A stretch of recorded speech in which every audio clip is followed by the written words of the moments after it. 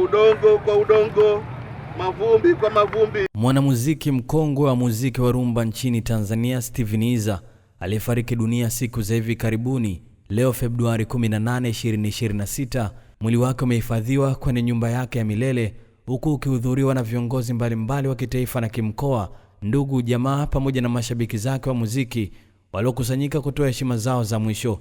Akizungumza wakati wa kutoa salamu za pole kwa familia ya marehemu, mkuu wa mkoa wa Tanga Dr. Balozi Batilda Buriani amesema taifa limepoteza msanii muhimu aliyetoa mchango mkubwa katika tasnia ya muziki wa rumba nchini.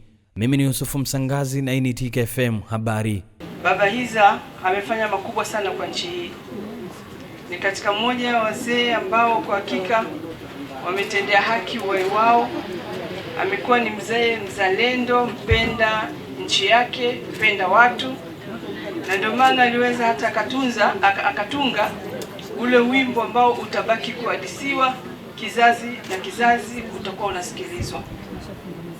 Najua Mheshimiwa Rais alishatoa zawadi kutokana na wimbo huo, lakini aliposikia tumeondokewa na mzee wetu, kwa hakika hakuwa na zaidi ya kuweza kusema chukua basha hii, na Mheshimiwa Rais ametoa rambirambi ya shilingi milioni 20 ambayo inaletwa kwa ajili ya kuenzi uhai na makubwa ambayo amefanya, lakini kuifariji familia. Kwa hivyo kama Bwana Tido atakuwa amechelewa, tayari tumeshakwenda mazikoni, atakutana na familia. Lakini nimesema nitangulie kwa niaba ya Wanatanga. Tumeondokewa na kipenzi cha Wanatanga, mzee wetu, na sisi tuna taratibu za rambirambi kwa maana ya mkoa, zitawasilishwa na katibu tawala kwa familia.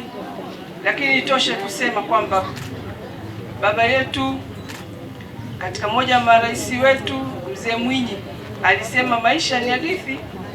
Kwa hivyo tufanye iwe ni hadithi nzuri ipendezayo kusimuliwa.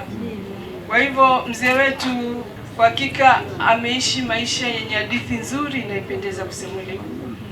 Niweze kuungana na wote kumwombea safari yake iwe nyepesi. Mwenyezi Mungu amjalie, akubali amali zake njema zote alizozifanya, na amwangazie mwanga wa milele na mpumzishe kwa amani. Bwana alitoa na Bwana ametoa, jina lake lihimidiwe. Asante sana.